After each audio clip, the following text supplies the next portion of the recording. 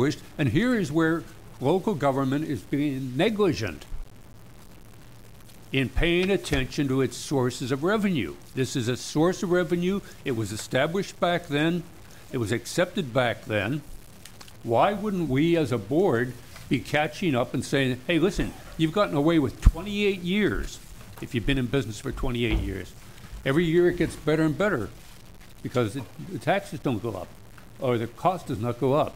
So I'm just throwing this out here as a concern. I would like to see this brought back to us with some calculations that we could take to the voters if necessary. But on the other hand, I'm a little suspicious of this idea. This is what it costs to do this, to do the business here.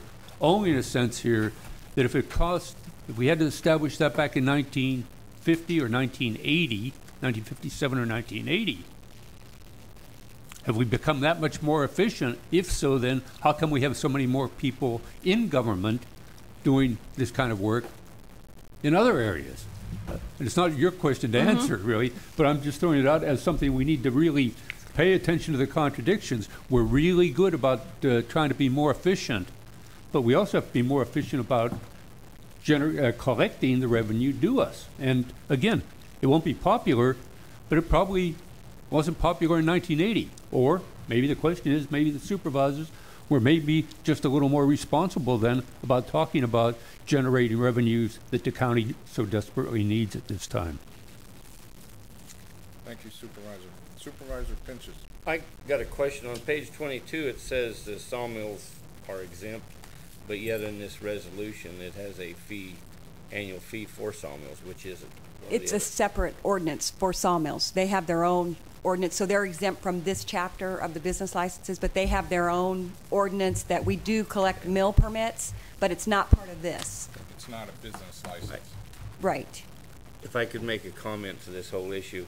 We just, this afternoon, approved 2 contracts. One was $2.1 million, the other one was $3,700,000.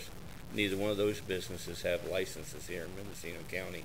My point is, if we're going to have a business license, to me, business connotates everybody that's taking in money. Why would we exempt million-dollar businesses and yet having a little copy place where people try to survive on selling 20-cent copies or selling a few pairs of shoes a day? Why would we charge them the fee? I mean, my point is, you know, if we're going to have a business license fee, in my opinion, it should cover something fairly for everybody that does business, to include an agriculturist like me, to include the shoe store, to include a multi-million-dollar corporation that decides to do business in this county. Why don't we have it for everybody instead of this just picking and choose? It's kind of like, you know, I mean, I guess you have these federal exemptions like banks and insurance companies, which I'm totally opposed to, but there's all types of other types of businesses that do business in Mendocino County that seem to get around it. I mean, even if you look at the numbers of businesses, we're not doing a good job of getting all the businesses. I mean, that's what we're going to work on. There are internet businesses that do millions of dollars in sales in this county that are not there. So I don't know. This whole issue needs to be looked at. I mean, if it's, you know, our neighboring counties don't have a business license fee, that don't bode very well for Mendocino County as far as business-wise. But I mean, if we're going to look at something, let's make something that includes everybody and has a sense of fairness about it.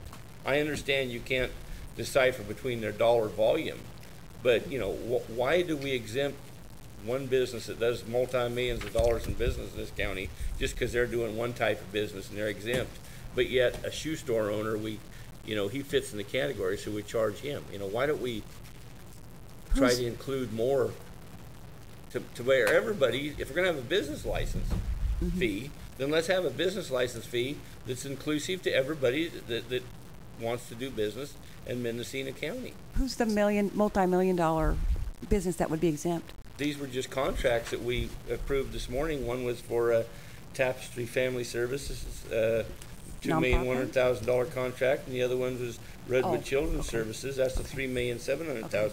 The point of it is, you know, there are multi-million-dollar companies out here that are doing business in Mendocino County that don't pay the $25 fee or whatever. Supervisor, the law requires certain organizations to be exempt from this regulation, and that's a 501c3 corporation is one of those entities that's exempt. I totally disagree with the law. I don't know why banks and insurance companies should be exempt, or utility companies or anything like that. I mean, it's hard for me to support this when I'm voting to charge it like a little shoe store or a little hamburger stand, a business fee. But oh yeah, you big banks and corporations and financial institutions, you're fine to do millions of dollars worth of business here.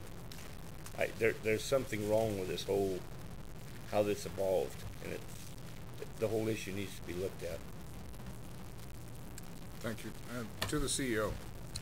Just to follow up on Supervisor Pinch's comments, we have had discussions with the GSA director in response to some concerns by the Employers Council. She does verify if someone is doing business now in the county. She's doing a double check on business licenses. Howard Dashiell and I have talked about it also on anyone having contracts administered by DOT. I think we now have that loophole closed. So we are aggressively trying to capture anyone doing business in Mendocino County, that they, if we're going to give them our dollars, that they do pay their business license fee. So that's an ongoing issue that we'll keep after. Thank you. Supervisor Smith. Thank you. Ms. Schottmeyer, on the various fees listed here on the yellow sheet, and you're consolidating it, the recommendation is for this $140 fee, diminishing the categories for fee types or license types.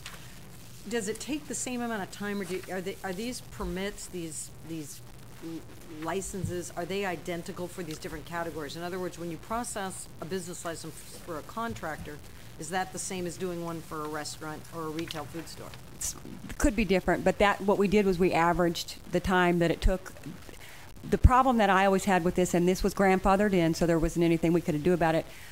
A retail merchant and a wholesale merchant, one was $30, one was $42. No difference in anything that we do, but we charge two different fees for it. Now, you couldn't do that today, but these were grandfathered in. So basically what we tried to do was just estimate an average of what it would take for any type of permit. But you said that things like utilities, I guess, were not covered as one thing. Supervisor Pinch has brought up utilities. I don't know that that was looked at, but. Okay. I think that in the interest of time, we probably should move this along. I mean, I think what our treasurer tax collector has told us is that this really is a cleanup action here. We have a lot of strikeouts in the existing resolution, and this is going to take us a step down the path. But with some other of the comments that are made here, I think we certainly can bring this back and have a more in-depth discussion on the revenue side and the appropriateness of changes to this or other ways to look at it. And I think some comparatives with other counties, because clearly on another levels, and I know Mr. Lynch is familiar with this with respect to the planning and building department, they certainly have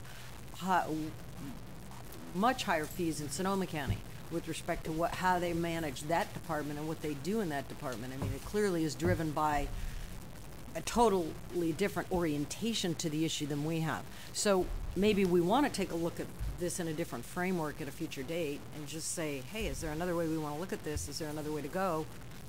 And you can bring that back to us. I'm sure it would take a number of months to put that together, but I think just given some of the comments here, maybe there is some other way to look at this, but I think for now we just need to get the cleanup moving forward, and you've consolidated and you've improved it. So that would definitely help staff if we could clean this. Yeah, if we could adopt this.